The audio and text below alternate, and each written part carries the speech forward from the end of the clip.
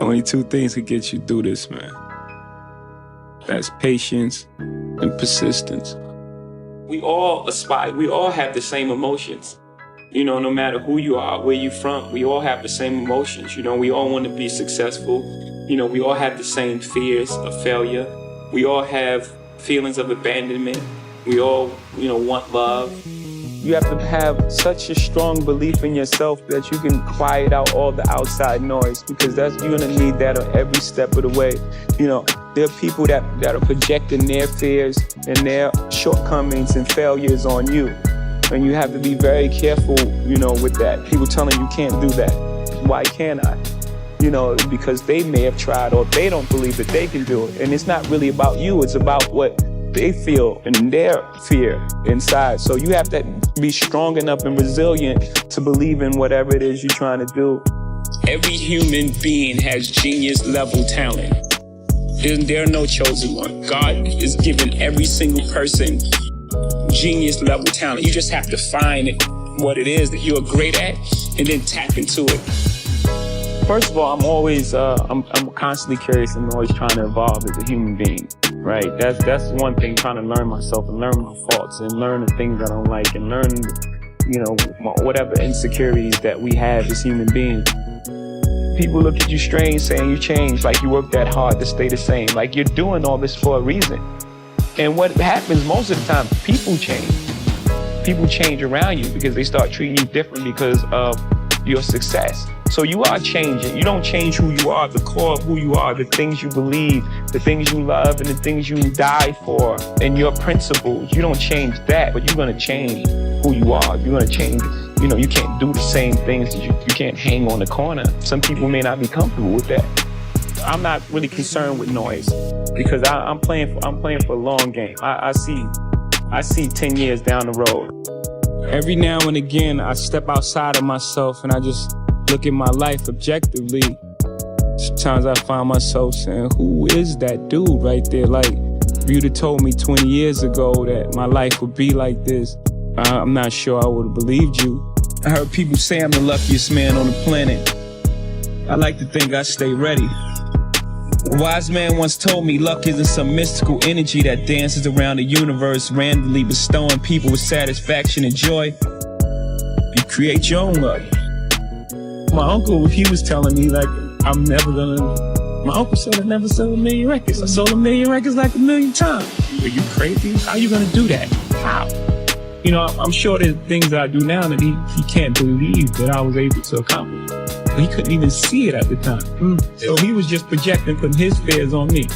Right? How do you arrive at that point? You gotta also look at that. You have to look at that. You gotta look at the environments and places we live in and how things are set up and how things are structured and how we're always the last on the totem pole, even from our schooling to our roads to, you know, everything that all the obstacles that's placed in front of us. Even our living conditions. You live in a project. Someone lives here, here, here, and here. You know, you have to deal with all these different type of personalities. You're in the box. Someone's above you, below you, to the right of you, and to the left of you. And every day you have to manage that circle. So that's like living dormant. Life is about balance, right? You have to have some type of balance. You have like time for work and it's time for play. And if you don't allow these two things to coexist, you have an imbalance. But it's not. It's not simple to do with all the pressures to succeed and all the pressures to, once you succeed, to stay there. You have a belief in yourself, and sometimes, in most cases, it's a naivete about who you are and what you can contribute to the game. Belief in oneself and knowing who you are, I mean, that's the foundation of everything great. The truth about talent is, first, that it's God-given. When you want to unleash that talent, your mind lets it go. You know, because it's there. You have to have the belief that when you draw from that well of talent, that it's going to be there. You have to have that belief that when you go into the basket, no one that's on that court can stop you. That's an individual thing. I'm not gonna let anybody speed up my process. I don't care what's happening out there. That's the great thing about, you know, having ultimate confidence in yourself is it doesn't matter what's happening. I don't care what's happening. I don't care what you on, or this person's on. This is what I like. They have that thing that, you know, that belief that you can only do one thing. You know, we don't have that. We're not inflicted with that disease. I personally don't believe anybody could stop me. I really, that's just how I believe. And it was gonna be, I was coming. I was destined to be here. And it just is what it is. My mom bought me my first boombox, and my mom's friend bought me my first notebook. It was like this makeshift notebook of papers with no line. It was a green book with these little pins that you bend down on each side. And when I first started making music, and that's when I first realized that, you know, I was tapping into an emotion, and I knew there was small pockets of people all across the country that I spoke to directly, but I didn't have the vehicle to get to them. You know, I didn't have a record label at the time, so I tried to get a record deal, and I couldn't get a record deal. The record company would be my bridge to them, and they didn't give me that bridge. So it was a very important part of my career that we didn't give up right there, that belief in myself and belief that I had something to offer. So we built our own bridge, and, you know, I started my own record company. I had a really outside dream of being a millionaire by the time I was 30 years old. I actually calculated where it would take and all these different things, and I had no idea, I had no plan of how I was gonna arrive at this point, other than this very distant outside chance of being a basketball player, which was very far, because I never played any organized sports. I never really played on the team. Back then, that opportunity was very limited because rap wasn't what it is today. And my small circle of friends would say these stories, right? These short stories. So it was a hobby for everybody, I think. I remember the first time seeing Sugar Hill on Soul Train. I was like, what are they doing on there? It was like shocking to me. Like, why are they on TV? Like, for doing that. As an artist, if you ain't inspired to work, and you start thinking, once you start thinking, you start forcing music. It's never good. My feeling is, whenever inspiration don't find you, you have to find it. And I wish I could say we were geniuses and say we're gonna start our own company. You know, that's not what happened.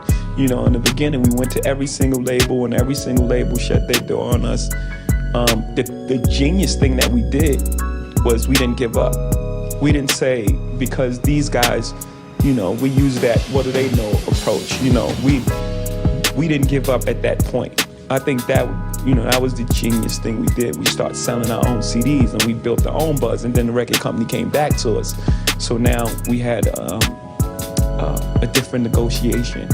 You know, it wasn't the same artist label relationship. Now we retain ownership in our own company, and it was the best thing for us. Discipline as well, the discipline to not get caught up in the moment. You know, music is like stocks too. You know, there's the hot thing of the moment. You know, there's this hot electro sound, or the hot auto-tune voice, or the hot whatever's new and exciting. And you know, people tend to make emotional decisions based on that. They don't stick with what they know. This is who I am. This is what I do. And then they, you know, jump on this next hot thing, and you know, it's not for you. So for me, just having the discipline and having the confidence that in who I am, you know, and if I go into a studio and if I find my truth of the moment, there are a number of people in the world that can relate to what I'm saying, and it's gonna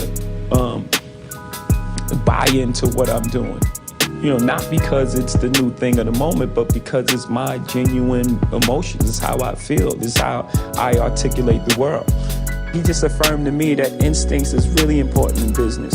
You know, I didn't go to any proper business school or any read any super follow any manuals like the Record Business 101 or anything like that. I just pretty much followed my instincts. And he just reaffirmed that for me, that, you know, your instincts are very important to you.